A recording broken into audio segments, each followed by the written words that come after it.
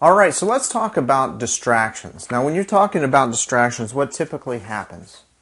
Well, oftentimes we think of distractions in the amount of time that they take. So if a distraction disrupts us for 30 seconds, we set that aside as the amount of time that that distraction is really playing a role in our life. So if we have 10 distractions and they're 30 seconds each, we think that's 5 minutes of distractions. But that's not true. And the reason why that's not true is because you need to think of it as like driving a car. When you're driving a car, what happens? Well, you're going at a certain speed. Let's say you're going 30, 40 miles an hour, and you see a stop sign. And we'll call that the distraction. So you see the stop sign. What do you have to do? Well, before you get to the stop sign, you have to slow down. So your 40 becomes 30, 20, 10, 0. Then you get to the stop sign. And then once you're at the stop sign, what happens after that? Well, you wait for the length of time to kind of check out the intersection to make sure everything's okay. And so that is what typically people think, well, that is the length of the distraction, is the amount of time I have to stop. Well, already you've slowed down from 40 to 0. Now you take into consideration the amount of time that you spend at the stop sign or the distraction. After that, what happens? Well, you have to pick up speed again to get back to where you were. And that takes time. And actually, oftentimes, the slowing down process and the picking up process are longer than the actual stop themselves. And this is the same thing that happens in real life when it comes to distractions.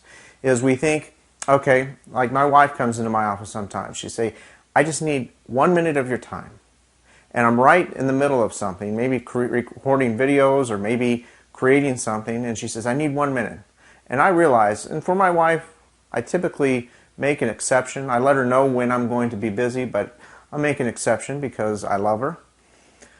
But nonetheless, she'll come in and say, I need a minute. And I realize that that 1 minute actually translates into 5 minutes, usually. Because I have to really slow down, change my mindset, my focus from what I was doing, pay attention to her, and address the thing that she's bringing up to me, either watching a video or discussing a question, whatever it may be. And then after that, I have to pick up speed again to get back to where I was. So I have to refocus, sit down, refocus, think about where I was, what I was doing, and try to get back into that flow. And so that is how distractions happen throughout our life and throughout our day.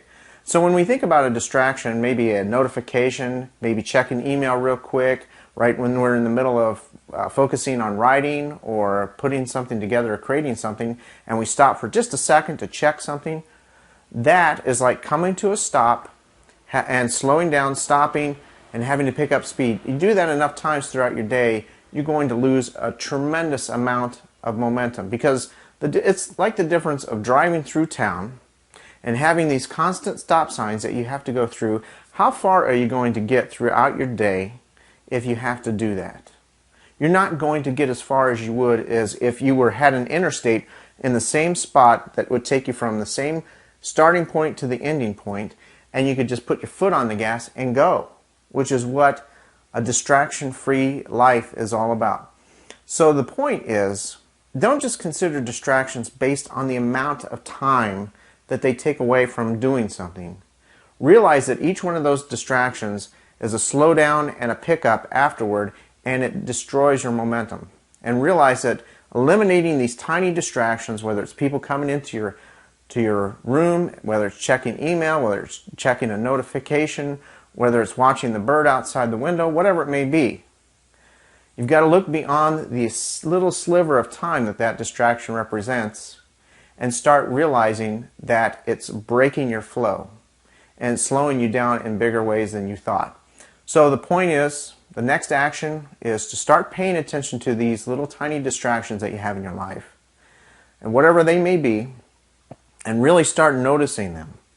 And when you start noticing them, eliminate them as much as you possibly can. Notifications, turn them off. Emails, don't check it every day or every hour or every 5 minutes, whatever it may be for you. Stop doing that, okay? And just stay focused in what you're doing. Eliminate these tiny little distractions along the way, and you'll speed through life a lot faster.